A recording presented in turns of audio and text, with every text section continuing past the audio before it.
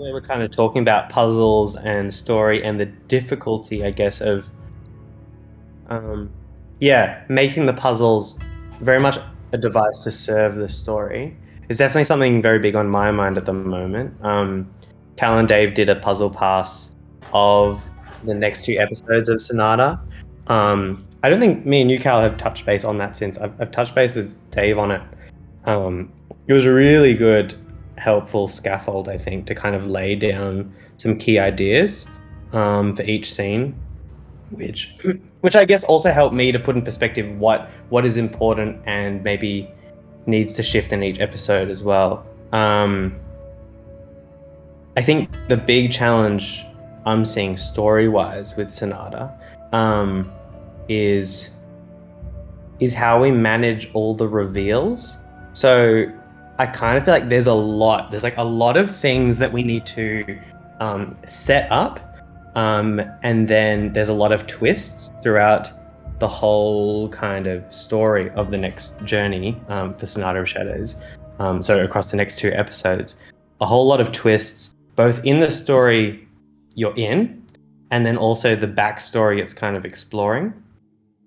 And so it's very much a narrative challenge to actually do that well. Because you could very much just give all the information at the start and that would be no fun. But we kind of need to lead people through the mystery. You want them understanding something at a key moment, being able to theorize the next thing that's going to happen, and then something being revealed, and then them still able to keep building on that. So there's a lot of layers to kind of peel back, and I guess I want the puzzles as well. When you're doing the puzzles, to also not just be something that rewards you with more story, or not just something that gives you the eureka moment, but as a puzzle, but actually helps to unravel those little twists in the story as well as you're doing each puzzle.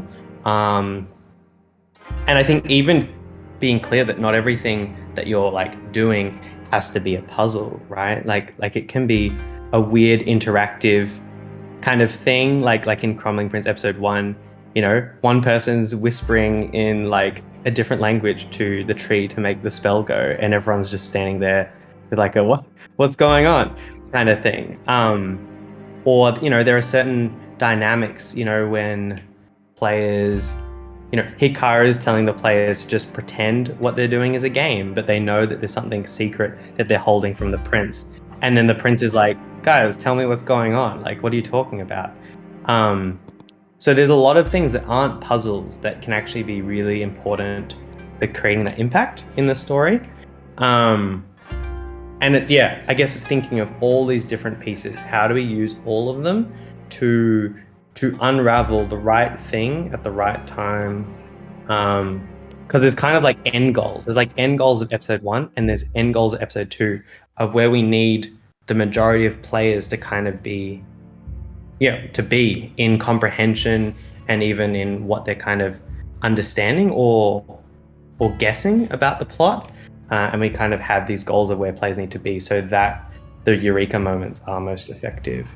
I hope that didn't just sound like I was ranting, but that is the challenge we're kind of going through. It's also an emotional journey as well, is like making sure the right emotions are happening when you want them to happen. Yeah.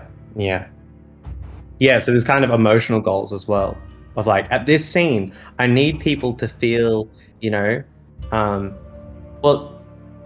I wonder if this is a good example. So there's 3 rooms. Sonata of Shadow is going to have 3 like separate rooms, which all are quite in contrast.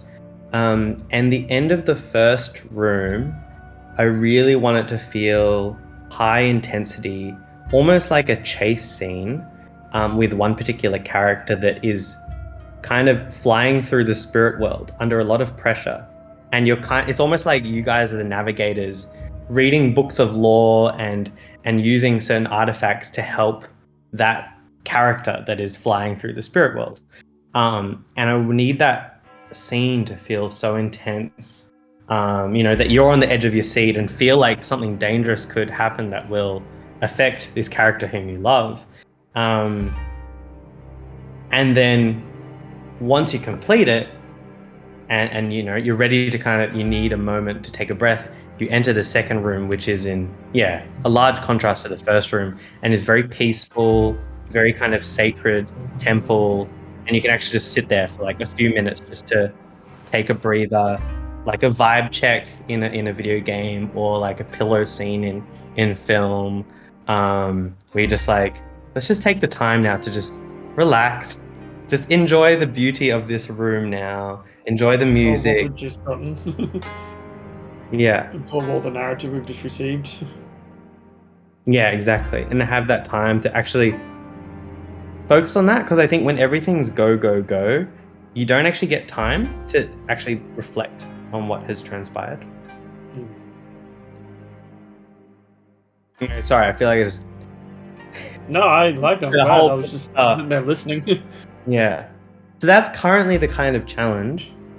Um, I wonder if that's actually probably something interesting to talk about. So this kind of venture through the spirit world. So you're in one part of the spirit world that you can't leave, and there's like this flame spirit character you have, who you carry around in a lantern, in a spirit lantern actually, which is also in Kitsunodo. You have spirit lanterns in Kitsunodo. So you have your own spirit lantern, and you have this little flame spirit in it, who's your kind of little guide character, and she goes out into the vast spirit world. And there's a really good chance here for world building, because she's out there describing what she's seeing, but you know, you're not actually seeing it. So she can be anywhere in the spirit world, making lots of different decisions, and can kind of take the players on any kind of journey in that moment, if that makes sense. But I don't know. Yeah, if anyone has any thoughts, or I mean, it's pretty vague, but any thoughts on what could be cool if you had this character off in the spirit world talking to you? Kind of traveling through little wormholes and stuff through the spirit world. That's kind of what's going on.